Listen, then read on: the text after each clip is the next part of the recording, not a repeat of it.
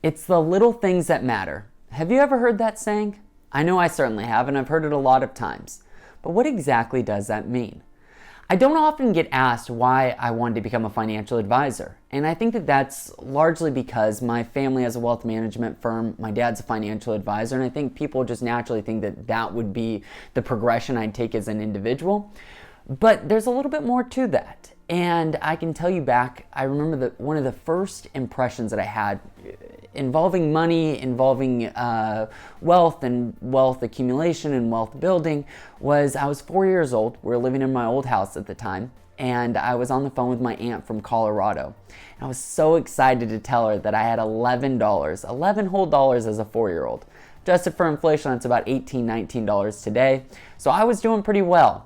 And my aunt just stopped and said, "Wow, Theron, that's incredible. You're going to be rich one day. Don't spend that money and you're going to be rich." I just thought that that was the neatest thing. At 4 years old, I'd never heard the term rich. I'd probably never even heard the word rich. And for me, that became a large part of my identity. I think that placing words on your children or grandchildren at a young age is extremely important, and you're placing uplifting words. Like, think about the idea that if you have one child that's a bit shy and all of your other kids aren't, and every time you go to introduce that child and you introduce them as "this is shy Jimmy" or "this is Jimmy and he is shy," that becomes a large part of their identity. I was very fortunate. I think at a young age I was naturally shy, but my dad always placed me in positions where I'd have to speak with adults, and I'd have to speak with them with command, and I'd have to shake their hand and look them in the eyes. And my dad and I would practice this, and that kind of decoupled a lot of that shyness I had naturally. That being said, going back to my aunt telling me at 4 years old, "Wow, Theron, you're going to be rich one day," left a very lasting impression on me.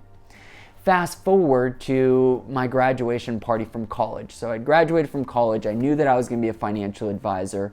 I went to school for business with an emphasis on finance, and I wanted to build a wealth management firm. Graduation party, I received a lot of gifts, both tangible gifts and in money, and I appreciate everybody's generosity.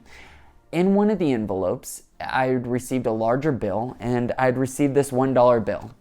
The $1 bill had a note on it that reads, "Don't spend me and you'll never go broke."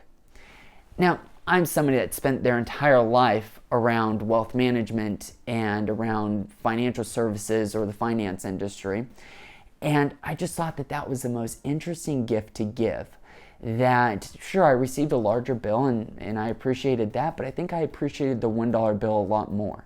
I will never spend that $1 bill. And as we think about the work that Avidity Capital does in helping multi-generational families be able to bridge the gap between different generations, I think that this leaves a very lasting impression and could be a practice that a lot of other people incorporate.